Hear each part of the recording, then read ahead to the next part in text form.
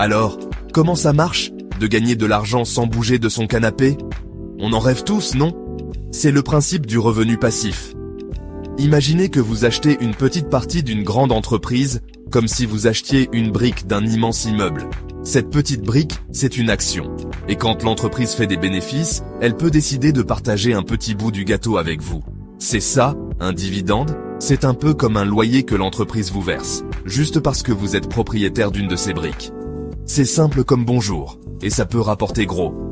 L'idée, c'est que votre argent travaille pour vous, et pas l'inverse. Fini de courir partout, vous investissez une bonne fois pour toutes, et ensuite, pouf, l'argent tombe sur votre compte. Bon, attention, ce n'est pas de la magie, hein? Il faut être un peu malin et patient. Ce n'est pas comme un salaire qui tombe tous les 25 du mois, c'est plus variable.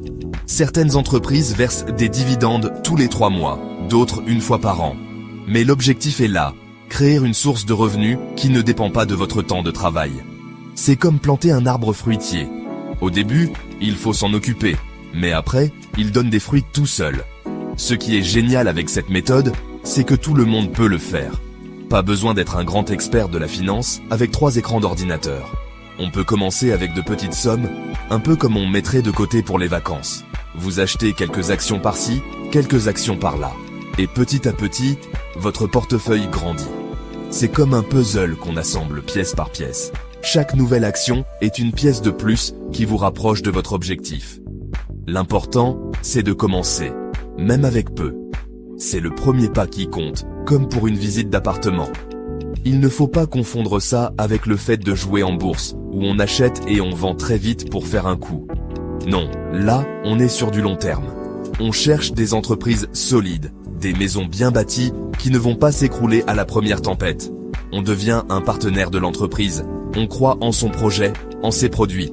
Et en échange de cette confiance, on reçoit notre part des bénéfices. C'est une relation de confiance, un peu comme entre un propriétaire et son locataire. Si on choisit bien son son entreprise, on peut dormir sur ses 2 oreilles et voir les loyers, les dividendes arriver. Bon, la question qui fâche un peu, combien de sous il faut mettre sur la table? C'est la grande question, le nerf de la guerre. Pour toucher 1200 € par mois, ça fait 14 400 € par an. C'est notre objectif de loyer annuel. Pour savoir combien de capital il faut, on doit regarder le rendement des actions. Le rendement, c'est le pourcentage du dividende par rapport au prix de l'action. Si une action à 100 € vous verse 4 € de dividende par an, son rendement est de 4%. C'est simple, non? C'est comme calculer la rentabilité d'un studio. Alors, faisons un petit calcul de coin de table, pas de panique. Si on vise un portefeuille avec un rendement moyen de 4% par an, ce qui est tout à fait raisonnable, le calcul est le suivant. On prend notre objectif de revenu annuel et on le divise par le rendement. Donc, 14 400 € divisé par 4%, et hop, ça nous donne 360 000 €. Oula, ça peut faire un peu peur, je vous l'accorde. On dirait le prix d'un bel appartement. Mais il ne faut pas se décourager. Personne ne sort cette somme de son chapeau du jour au lendemain. Ce chiffre, c'est l'objectif final. C'est le sommet de la montagne. On y arrive pas à pas, en investissant régulièrement. C'est comme un plan d'épargne. Chaque mois, ou chaque trimestre, on met un peu d'argent de côté pour acheter de nouvelles actions. C'est la magie des intérêts composés. Les dividendes que vous recevez, vous pouvez les réinvestir pour acheter encore plus d'actions, qui vont elles-mêmes générer plus de dividendes. C'est une boule de neige qui grossit toute seule en dévalant la pente. Au début, c'est lent, mais plus le temps passe, plus ça s'accélère. Et puis, on peut aussi trouver des actions avec un rendement plus élevé que 4%. Certaines entreprises solides peuvent offrir 5% ou même 6%. Si on arrive à construire un portefeuille avec un rendement moyen de 5%, alors il ne faudrait plus que 288 000 €. Ça reste une somme importante, mais on voit bien que le rendement est la clé. Le but n'est pas de vous faire peur avec ces chiffres, mais de vous montrer que c'est un projet de long terme, un marathon, pas un sprint. C'est un projet de vie, comme l'achat de sa maison principale. On y met du temps, de l'énergie, et à la fin, on est chez soi. Alors, on va où pour faire nos courses? Quelles sont les bonnes entreprises, celles qui sont généreuses et fiables? On cherche des entreprises piliers, des valeurs sûres. Pensez aux grandes marques que vous connaissez et que vous utilisez tous les jours. Celles qui sont là depuis des décennies et qui seront probablement encore là demain. Par exemple, dans l'énergie, on a Total Energies. C'est un géant français. Tout le monde connaît. Il verse des dividendes réguliers depuis des années. C'est une valeur solide, un peu comme une maison en pierre de taille, ça bouge pas. Prenons un autre exemple que tout le monde a dans son frigo. Coca-Cola. C'est une entreprise américaine connue dans le monde entier. Qui n'a jamais bu un Coca? Ils augmentent leurs dividendes chaque année depuis plus de 60 ans. C'est ce qu'on appelle une aristocrate du dividende. C'est le signe d'une entreprise en excellente santé financière qui prend soin de ses actionnaires. C'est comme un locataire parfait qui paie son loyer sans jamais un jour de retard et qui en plus repeint le salon de temps en temps. On adore. On a aussi les banques, comme BNP Paribas. Ce sont des piliers de notre économie. Le secret, c'est de ne pas mettre tous ses œufs dans le même panier. On appelle ça la diversification. C'est super important. Il ne faut pas acheter que des actions dans l'énergie ou que des actions dans la banque.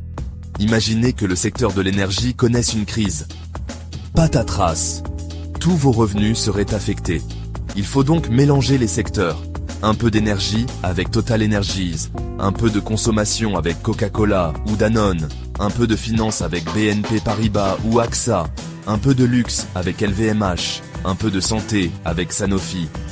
C'est comme décorer un appartement. On mélange les styles pour que ce soit harmonieux. Regardez l'historique des dividendes de l'entreprise. Est-ce qu'elle en verse depuis longtemps? Est-ce que le montant augmente régulièrement? C'est un très bon signe. Une entreprise qui chouchoute ses actionnaires, année après année, c'est une entreprise dans laquelle on peut avoir confiance.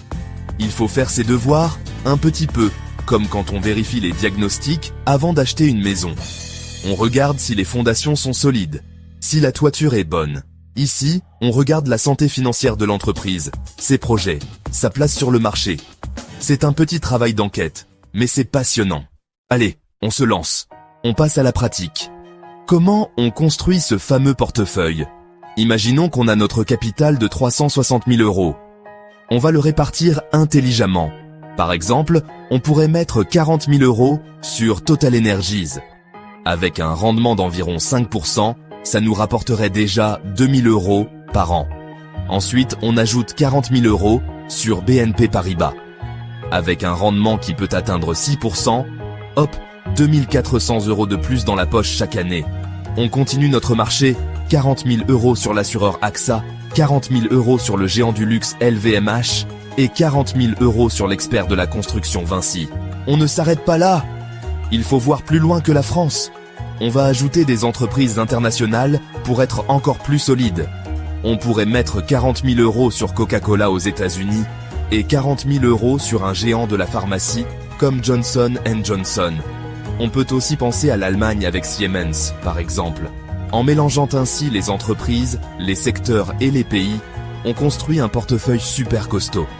Si un secteur va moins bien en France, peut-être qu'un autre se portera à merveille aux États-Unis.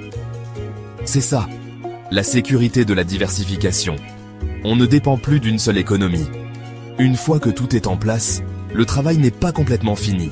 Il faut jeter un œil de temps en temps. Pas tous les jours, hein? On se calme. 1 ou 2 fois par an, c'est suffisant. On vérifie que nos entreprises se portent bien, que les dividendes sont toujours versés. C'est un peu comme la visite de contrôle annuelle de la chaudière. On s'assure que tout fonctionne bien. Si une entreprise commence à avoir des difficultés, on peut décider de vendre ses actions et d'investir cet argent ailleurs, sur une entreprise plus prometteuse. C'est de la gestion de bon père de famille. Et surtout, le conseil le plus important, soyez patient. Rome ne s'est pas faite en un jour, et votre fortune non plus. La bourse, ça monte et ça descend. Il y aura des moments où la valeur de votre portefeuille va baisser. C'est normal, il ne faut surtout pas paniquer et tout vendre. C'est dans ces moments-là que les meilleures affaires se font. Quand les prix sont bas, c'est le moment d'acheter plus d'actions, comme pendant les soldes. Avec le temps, la tendance est toujours à la hausse. Alors, lancez-vous. Cette stratégie est accessible à tous ceux qui sont prêts à être patients et réguliers. C'est un super projet et je suis sûr que vous pouvez y arriver. Homestaging terminé,